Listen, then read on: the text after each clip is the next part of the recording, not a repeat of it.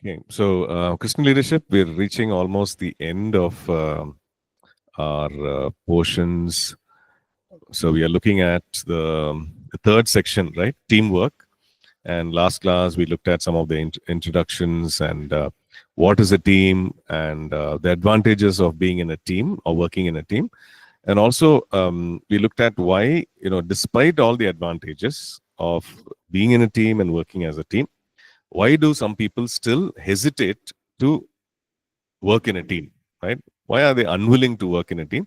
We look at some of those reasons, and some of those reasons being that people, maybe they are proud, they are said, they think that they can do everything, okay, because teamwork requires people to do different things, right? So they are willing to, they are unwilling to just admit that, hey, I can't do everything, right? Or maybe they are unwilling to admit that some people are better at doing certain things than me, right? So I need to give them that responsibility so that they can do a much better job. So maybe people are unwilling to do that, right? Or sometimes it is insecurity, right? So insecurity, people are not feeling safe enough to empower others, right? Not feeling safe enough, not at peace, to give the others responsibility because they feel that the other person might do a better job, the other person might take their job, right, their role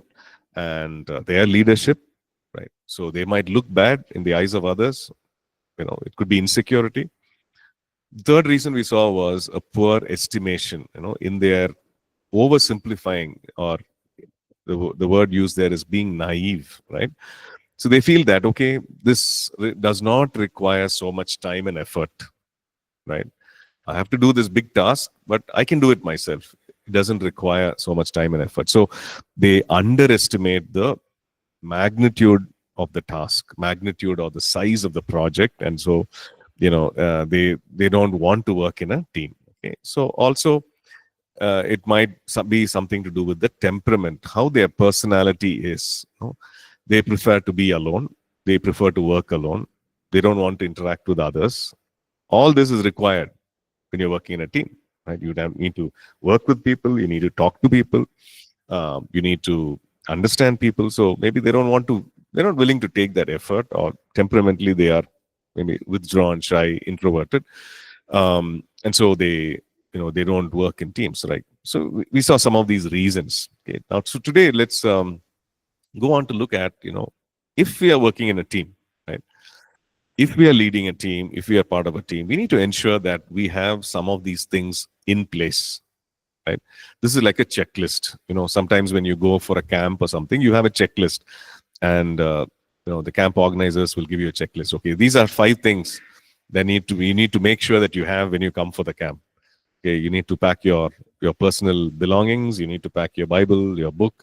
You need to pack a pen. You need to pack your plate. Your whatever personal medication. It's a checklist. So you just 1, 2, 3. I have. Similarly, if you're working in teams, there is a checklist, right? So we need to make sure that that checklist is something that we have in place. Okay, so let me just share that. Okay, so let's look at the checklist. Okay, before we go that, here are some interesting quotes by some people. Like Michael Jordan plays basketball, or used to play basketball, right? He says, talent wins games, but teamwork and intelligence win championships, right? So you can win 1 or 2 games because of pure talent, but it takes teamwork and it takes intelligence to win championships. Championship is, you play a lot of matches and then you win the trophy and the championship. So Steve Jobs, he's no more, founder, CEO of Apple. And this is what he says, right? He said, great things in business are never done by one person. They are done by a team of people, right? So he obviously knew what he was talking about, right? So innovation, design, right? Everything.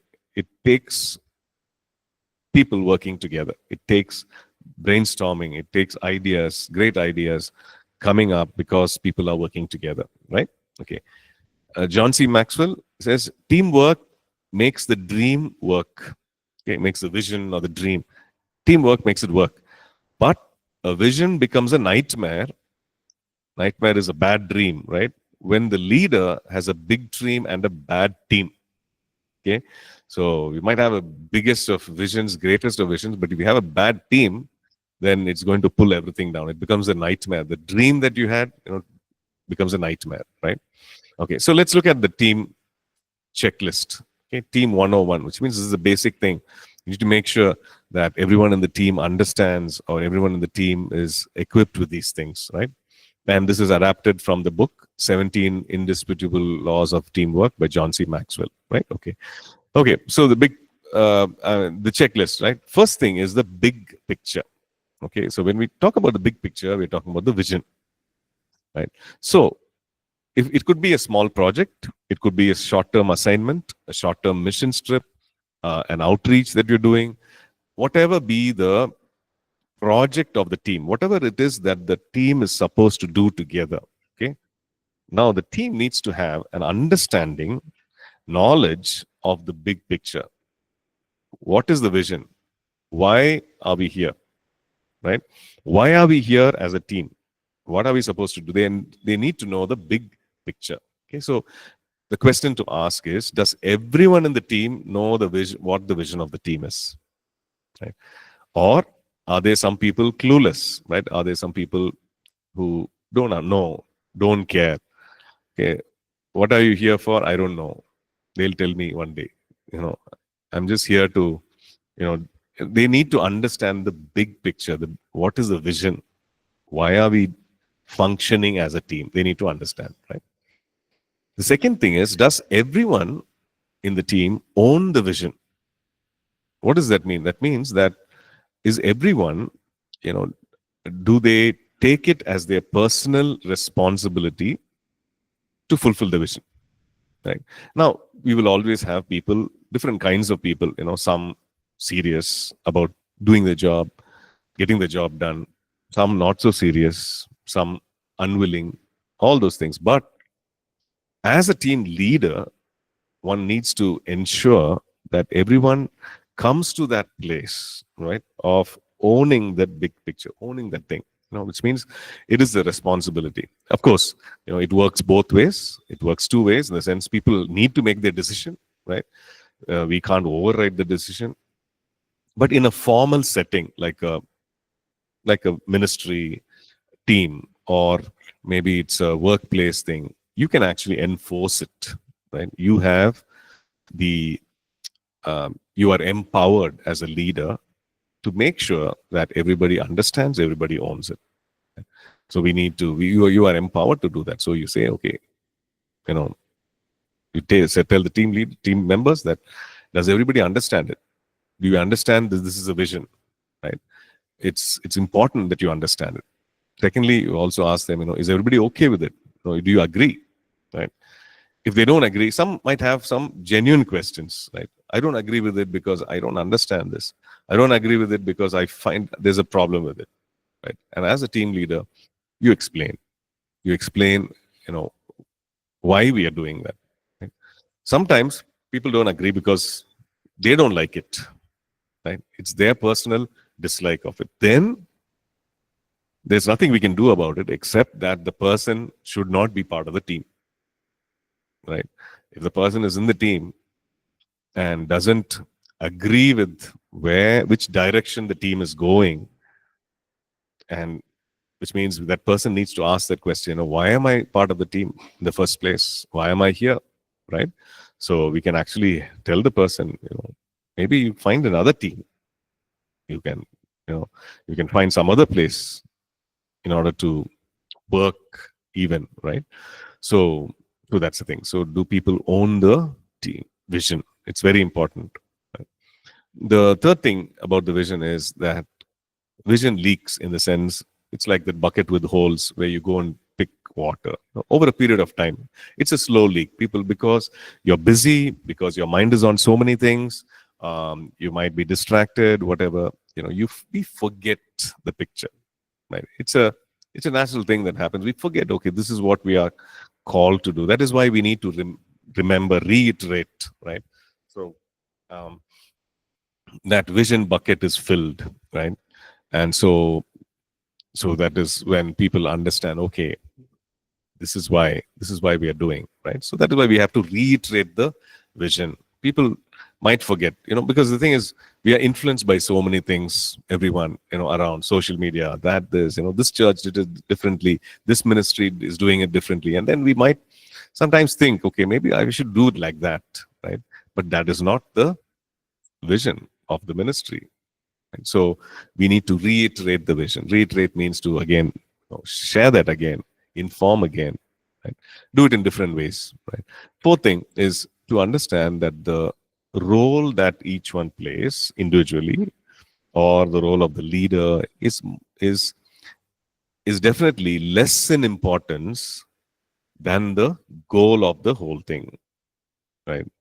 So okay. So we need to understand that individual roles, well, they are important to get the job done, but what is more important is the objective itself, right?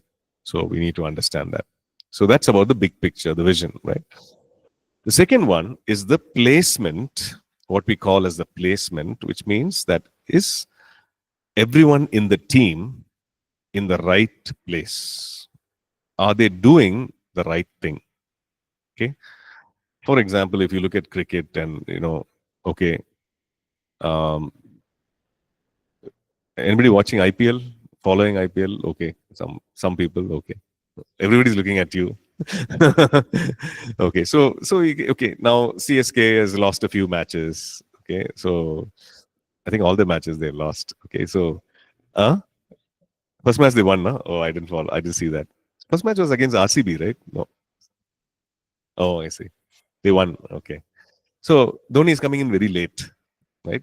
Uh, he's coming in late in the game, and then he's not been able to do enough to. He's playing well, but he's not able to, push the score up to win, etc. So the placement. Let's say, you know, uh, for example, Dhoni is a cricket. I mean, he's a wicket keeper, right? But if there is a better person who can keep wickets, right? Dhoni is a great wicket keeper. There's someone who's faster, who can do that well. Um, well, the thing is to place that person there. Right? So placement is everybody doing what they are good at, or for the purpose for which they are in the team. Right? They have some skills, they have some abilities, like special things that they can do. They are skilled to do. They are experts at. The team will function well if they are actually given that opportunity. Right? For example, in the church setting, you have let's say a welcome team. Okay, what are they supposed to do? Greetings. They're supposed to talk to the people, meet the people, smile, welcome them, make them feel comfortable after the service, meet them, talk to them. Let's say the person who's in charge, or who's given that responsibility,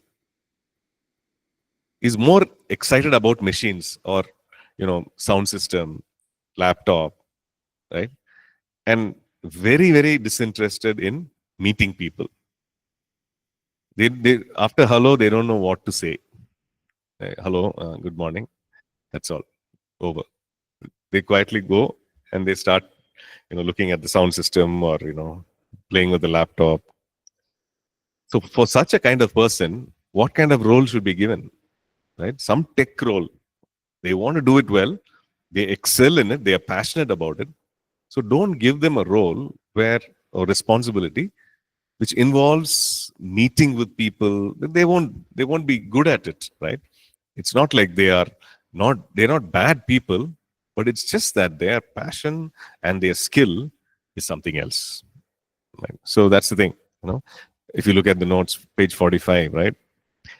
The wrong person in the wrong place, then there is regression. Regression means you're going backwards. So going forward, progression, regression, right? Progress is going forward, regression is going backward. So if you keep a wrong person in the wrong place, then it's regression, right? If you keep the wrong person in the right place, in the sense there is the right responsibility, the role, but it's the wrong person, then there is frustration. If like the tech person is frustrated because he or she doesn't want to meet people. They are frustrated, the others are frustrated. As a team leader, you are also frustrated. Why is this thing not happening, right? If you keep the right person, in the wrong place, then there is a lot of confusion. Okay. If you keep the right person in the right place, then there is forward movement, progression, right? And if you keep many such people, right people in the right places, then there is multiplication. In the sense, there is growth. There is, people are exponentially growing, and then they are multiplying. The team is also growing, right? There are other people who are blessed, touched, and then they also want to do the same thing. So there is multiplication. So the placement is very important. So we're looking at, so you say, okay, you want to lead team. First thing is you think about the vision, the big picture. Does everyone understand it? Does everyone own it, right? And are people remembering it over and over again? And do they understand that the goal is important, right? Irrespective of whatever role they're playing, the goal is important. Second one is placement. Okay, so it's up to us. Sometimes we have the freedom, right? We have the ability, we have the freedom and the empowerment to move people around in the team. And you say, okay, you do this. You're trying this, you do this other thing, maybe you'll be better at it, right? And so we need to make sure that that happens. Sometimes what happens is people have ability. Okay, so they have the skill. Maybe they can meet with people. For example, using that same example, right? They can meet with people.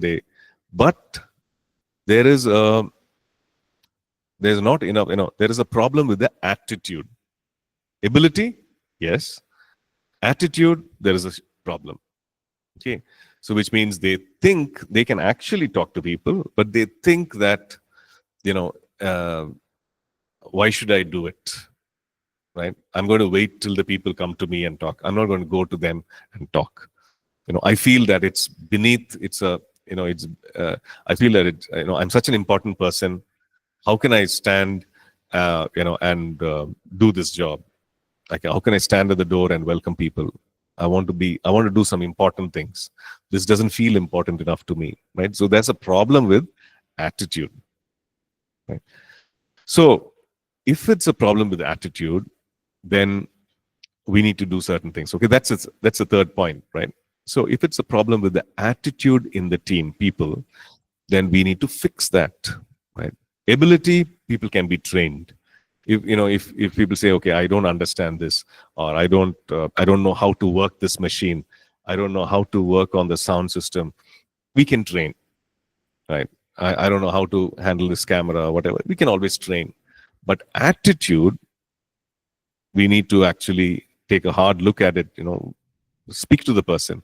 They need to change it, right? They need to change their attitude. They need to make a decision about their attitude. Okay, so this is what John C. Maxwell says in his book, right? He says, if there is great talent but rotten attitude, then it results in a bad team. So you see, this team is skilled, talented, right? Great talent. Yeah, let's say you have a team of fantastic musicians, but if their attitude is bad, or he says rotten, which means terrible attitude, right? You will have a bad team. No doubt about it. Individually, they might be very skilled, but together, it'll be a bad team, right? If you have great talent and then you have bad attitude, it's not rotten, it's bad, then you'll have an average team. Okay. But if it's a great talent and average attitudes, then you'll have a good team.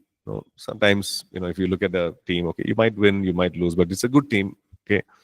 Nothing extraordinary. But if it's a great talent and good attitude with all the team members, then it's a great team, right? So as much as, so if you look at it, if you look into the notes, and we are looking at page, what page is it? 46, right? So we see that, one thing that remains common in that whole matrix, right? One thing that remains common is talent, right? Talent is the same. What? it's great talent. You see, that's common, right? Through the four things, four different combinations. One thing which is same is talent. Talent is same. But what is changing their attitude? So we see with the change in attitude, the performance of the team changes. Even though there is great skill, there is great ability, if the attitude does not change, it can actually keep the team down. It can pull the team down. But if the attitude changes, then the performance of the team changes, the productivity of the efficiency of the team changes, right? So that's a very important thing. So which means that as a team leader, you look out what is the attitude, right? They might be skilled, they are there in the team because of their skill. They're there in the team because of the ability to perform well, right? But what is their attitude? What is their heart attitude, right? If that does not change, it's going to pull the team down. And if everybody in the team has some kind of attitude problem that needs to be fixed, they need to be spoken to, maybe they need to be shifted out, right? If not, it's going to be a problem. Okay. For example, the person can say, because of their skill being great, they might say, the team cannot function without me. Some people think like that, right? Only because I'm there, this thing is working. If I'm not there, they cannot do anything, right? So that's a bad attitude, Or somebody might think, I'm the only one who's actually working, right? I'm the only one who's working. I'm coming early. I'm going late. All these other fellows are not doing anything. They're not contributing to the team. That's again a wrong attitude, right? Or somebody might think, I'm the top performer, right? So all these other rules, it doesn't apply to me, right? Other rules of coming on time, coming for practice, I'm good at what I'm doing, so I don't need all this, right? No, that's a bad attitude. Okay, so we need to fix that. Okay, the fourth thing is the price to be paid, which means that is the team aware of, sometimes it's the sacrifice, the commitment that is required. When we have the worship team audition, right? At the other locations, when we have the worship team audition, this is something that we tell the team. We take them through after so we have a pre-audition meeting. So in that itself, we tell them, right? See, maybe what you've seen is only on Sunday morning. You've seen the team coming and performing on Sunday. There's a lot of things that goes before that.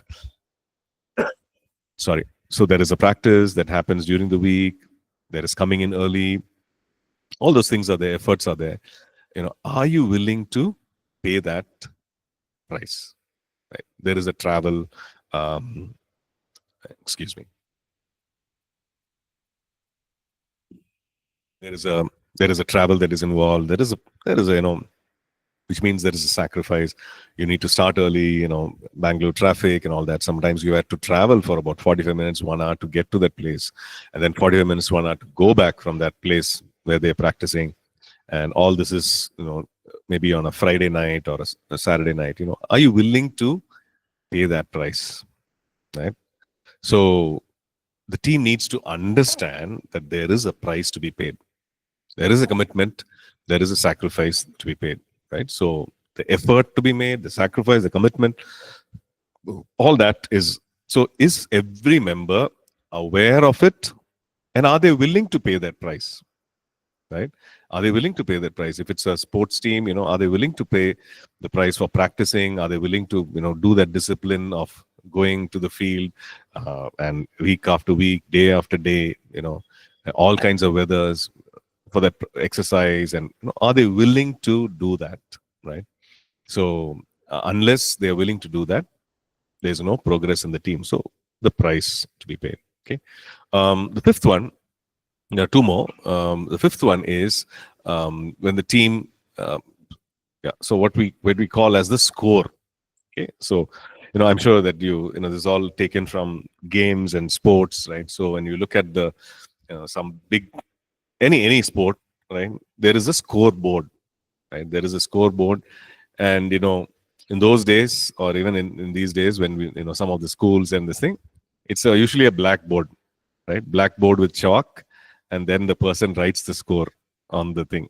Okay, so that's the score. Nowadays, you have all these, LEDs and walls and all that. So you see the score.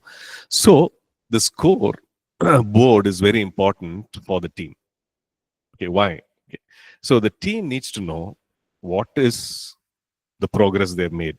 Okay, so if they are, just like how in a game, they need to know how many more runs to win, play in order to win, or what is, how much time do we have left in terms of football? How much time do we have left? Right, we have only 45 minutes for each side, right? So how much time do I have left before I could score, right? So the scoreboard actually helps us to give a reality check to the team. Okay, it's a check for the team. Okay, how much do I have to do? How much distance do I have to go? How much time do I have left, etc. Okay, so it is the progress towards the goal of the team. Okay, so the scoreboard gives a snapshot of the team. Okay, where are we? Where do we need to go? And what should we do in order to reach where we need to go? Okay, so this timely score or scoreboard needs to be there for the functioning of the team. Okay, so you're working together, you're leading a team. Maybe it could be a ministry team. Maybe you're doing certain things together, right? So they need to know what is the progress made. The team members need to know. We could have a team meeting, and you can say, "Hey guys, we have come so far, and we are in the month of April now, and there's, including April, 8 more months, 9 more months to go. So this is the task that we need to accomplish before December, right? We are in April. We have done so much, but before we reach December, end of December, this is something that we need to finish, right? So that is the score. That is a scoreboard that every team member should understand that, right? Sometimes it's a monthly scoreboard. Sometimes it's a weekly thing. Before we reach the end of the week, we need to accomplish this. So the team needs to be reminded. As a team leader, you can do that, right? Every team needs to know where they are. Okay. When I used to work in the company in sales, every day we would have a team meeting, right? Every morning we would have a team meeting. It was a very difficult team meeting because the boss would shout at us, scream at us, use all kinds of words at us, every morning, right? So first thing in the morning is a team meeting. You meet, and then the boss would ask, okay, so it was a sales team meeting. So they would ask, okay, he would know, okay, this is where you have reached. This is the target. We are nowhere near the target. Okay, we're supposed to, let's say 10 was supposed to be the finishing of the target. You've not even started. Some of them, it's say you've not even started. You're on 1, you're on 2, you're already, on the 20th of the month, 10 more days to go. So every day there would be a sales meeting, every day in team meeting, and in which there'll be a reminder. This is where we are going. 10 is where we are supposed to reach. You're still on 1, or you're on 2, you're on 3. You better buck up. Right? You need to do whatever you need to do in order to reach that. So he'll ask, so what are you going to do? So sometimes we'll be blank. I don't know what to do. You can't say that, right? Which means that meeting is making you think beforehand. So today itself, I'll think, okay, tomorrow I'm going to have a meeting. What should I do? Right? I better have a plan. So more than think like, okay, what should I say? It is, what plan do I need to have? What do I need to do in order to achieve that target? What effort do I need to put in? What market do I need to cover? What things do I need to do differently in order to achieve that? So I begin to think like that. So every team member needs to think like that. Only then they will achieve. Otherwise, they will not. Right? So the scoreboard is very important. Okay. Then the last one, as a checklist, if you want to look at the team, it is the connect. Okay, which means, is the team connected with one another, or are they totally disconnected? Are they connected with what the team is doing together? Um, are they having enough communication? As a team leader, are you communicating? And as team members, are they communicating with each other? Okay, so this communication increases connection. Okay, so we are connected to one another. We understand one another. If you're not communicating, if you're not on talking terms, right? Some people are maybe not on talking terms with others. They're not talking. They have some fight. Communication is broken down. Then it's going to be, there's no connection, right? You might be on the same team, but you're not working together, right? So in a sport, that person might say, okay, I will not pass to that person. Right? I will not pass on to that person. Or, you know, I will not, you know. So the thing is, the team suffers, right? When there's no connection. So the communication increases connection. So when there's no communication, connection breaks down, right? When there is connection, there is understanding. Okay. So understanding, right? In the sense, you understand, hey, why is that person struggling? Right. And that happens only when you communicate, right? So maybe in a team, one person is going through a challenge, right? They used to do well. Now they're not. They're not performing well, right? They're not carrying out their tasks. They're coming late every time. They're not doing well. So if there is communication, right? Maybe somebody's asking, maybe you say you take some time to sit down, talk, okay? Then because of that connection, that there is the understanding. Okay, that person says, hey, I'm going through a tough time. I'm going through a difficult time. Financially things are bad, or maybe there is a person who's unwell in the family. I'm taking care. Or I'm unwell and I'm taking some medication because of which these things are happening, and I'm not able to focus. So many things, right? There is a personal challenge, personal crisis. Maybe financial crisis, maybe medical crisis in the family, whatever. Or somebody's ill-treating me in the family, right? So many things are happening because of which they are not able to give their best, right? Now how would you know unless you sit, talk, ask, right? So there has to be communication, which increases connection, because of which there is understanding. And once there is understanding, then there is effectiveness. Okay, so where you say, okay, fine, no problem. Instead of you doing this, let another person share that load. Now everybody understands, okay, this person is going through, it's not a permanent thing. They're going through a challenge. Till they get over the challenge, we'll share the load, right? We'll take care of this. Or that person has a problem, doing a certain thing. Okay, I will help out till you get stronger, right? So so the thing is this: a team that has clear communication is able to put in more effort, is able to encourage one another. Okay. Now the communication itself has to be clear. Okay. It needs to be concise. It needs to be courteous, consistent. Let's look at all these things. It needs to be clear. Okay. So, sometimes we send messages or we say something, and in that message, it is not clear. Okay. So let's say somebody sends a message, group message. You're all on a WhatsApp group. Okay, so somebody the leader sends a message. Hey guys, on Friday, we might have a meeting. So please be ready. Okay, we might have a meeting. Please be ready. Now, is that clear communication? No. So Friday has 24 hours. Okay, so you have to do certain things within that 24 hours, or in that whatever 9 hours, 8 hours of work. So somebody sends a message, you might have a meeting, please be ready. So do I keep myself ready in the first half? Do I keep myself ready in the second half of the day? Right? Should I not? So how can I, I need my work involves me to go out and do certain things. How do I plan that? Right? Nothing is clear, right? So if the person says that, saying, hey, 9 to 10, we have the meeting. On such and such, on Friday, 9 to 10, we have the meeting. Please be ready. After 10 o'clock, you can plan other things, but please be there. So that is effective, clear, right?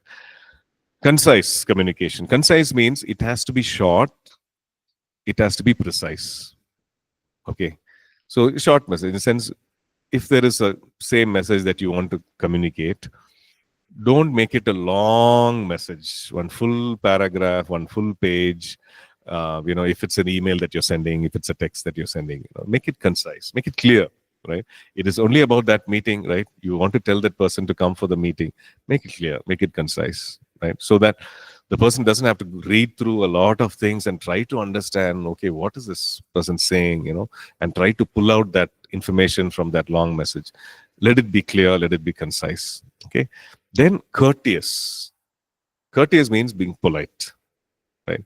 Let your communication be polite.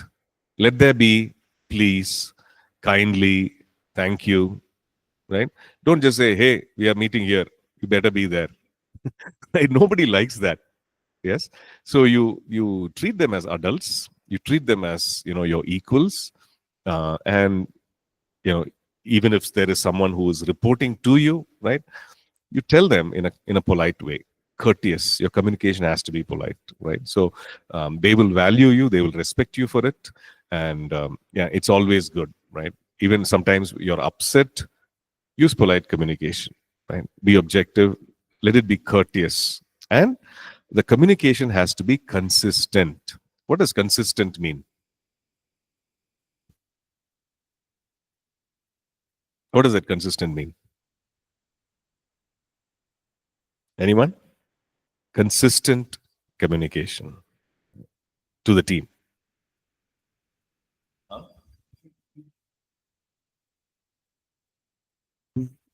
Mm-hmm.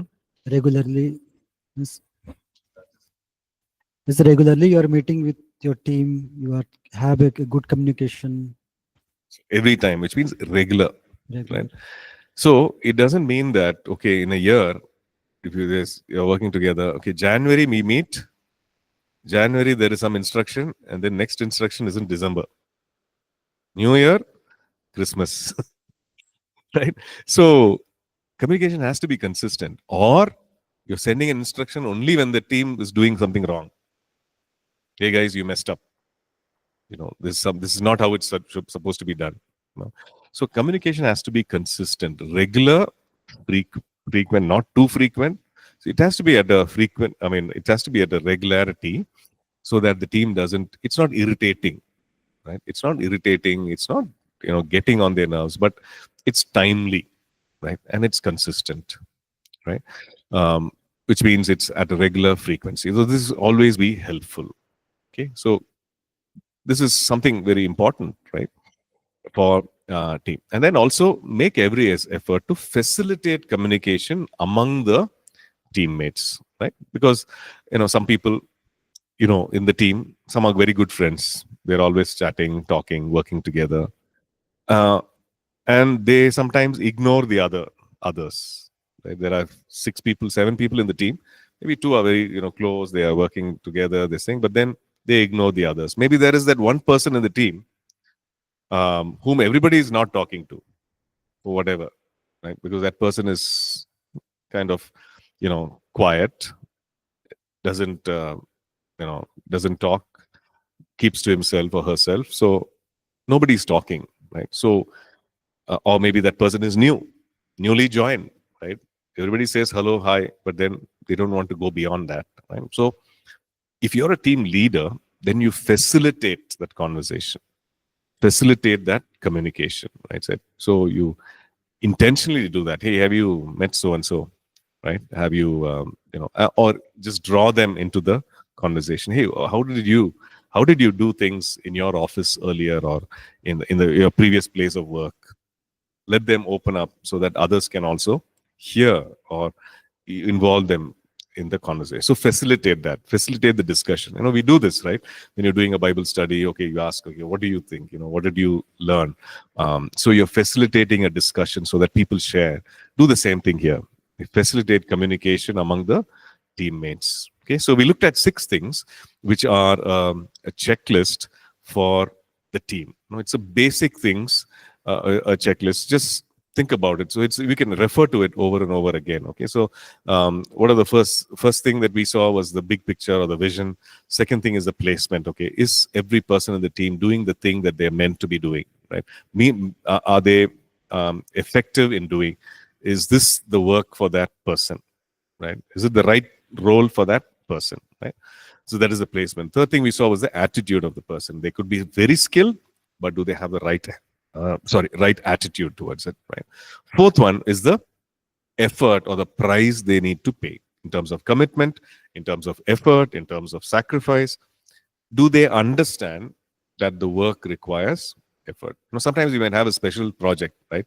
Sometimes you might have to work late. Sometimes you might have to, you're working just till a particular thing is done. Let's say closer to an event, you might have to work through the night, right?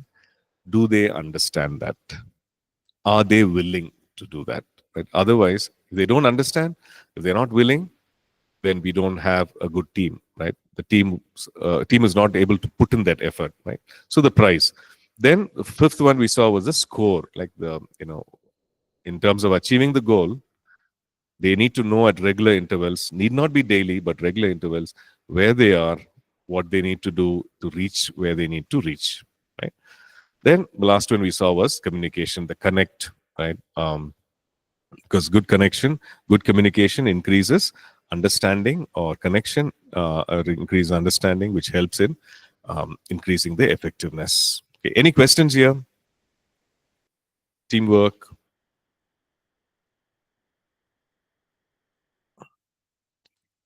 Okay. No questions?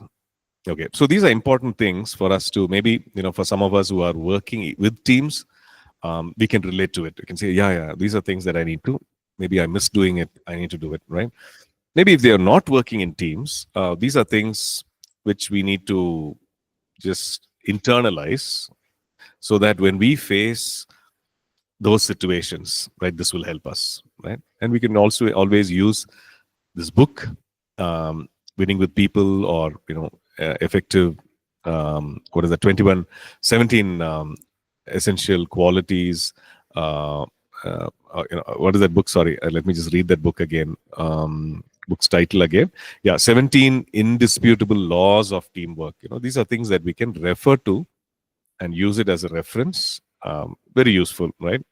And I think I shared about the author, John C. Maxwell. He was actually a pastor of a big thriving church, and then he felt the Lord call him to ministry, and which was in the marketplace, right? So the church also was thriving, and then he so he started writing books on management, on leadership, on teams, and also conducting all these workshops and meetings where others could also come, not only just Christian people, but others could also come. And the Lord would use that, used him to reach others, build others, and more importantly, bring a kind of excellence into those who are doing ministry, and also solutions, right? People sometimes think, okay, what is wrong? I'm doing everything, but these are things, some very practical, wise things that God used him to bring out, right? Okay, so let's look at team building, and then we'll close. Okay, just the introduction of team building. So building a team. Okay, so teams doesn't happen automatically. Just like how we saw relationships have to be nurtured. So we need to build team. Okay, so how can we build a great team? This I'm sure you heard of, if you're a musician, if you're guitars, you'll know that Taylor guitars are very expensive and good quality and so on. So Bob Taylor is the founder. So this is what he says: building the team is as important as producing the product. Okay, so Taylor guitar, handcrafted. They don't have, each guitar will not have a mistake. That is what they think. 100% it comes out without a mistake, without a defect. So that is their thing. That is their goal, right? So if you look at Taylor, you can just buy it. You can just use it. It'll be good, right? That particular model, yeah, this is how it'll sound. It's good, great quality, right? And it's priced very highly, right? 1 lakh and above each guitar, right? So they use good wood and good, everything.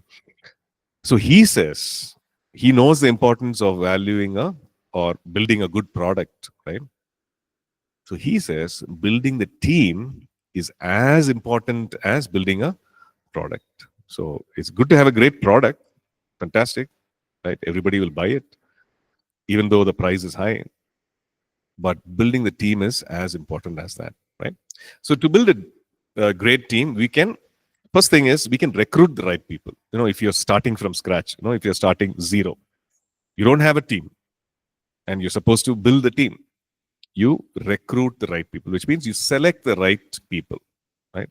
People who you think about the vision, and maybe the responsibility is on you, or maybe the responsibility is on others, but you're careful in selecting the right people, recruiting the right people, right? So don't just fill in because there is a need. Sometimes in church and ministry, we do that. Hey, you can play guitar. Okay, come. We want somebody to play, right? So, sometimes when we are in a small group, or the church is small, maybe just few people, we're so desperate, you're doing everything. You find someone who's talented, we immediately say. But, the thing is, you need to make sure the more than the ability, like the character and everything, like, and that's what we see. Paul writing to, Timothy, Paul writing to Titus. He says, okay, suppose somebody desires the work of ministry, they desire a good thing. But he goes on and gives some qualities, right? He says they must be like this, like this, like this, right? And you see that all of those things are about character, and a few things are about ability, right? So ability matters.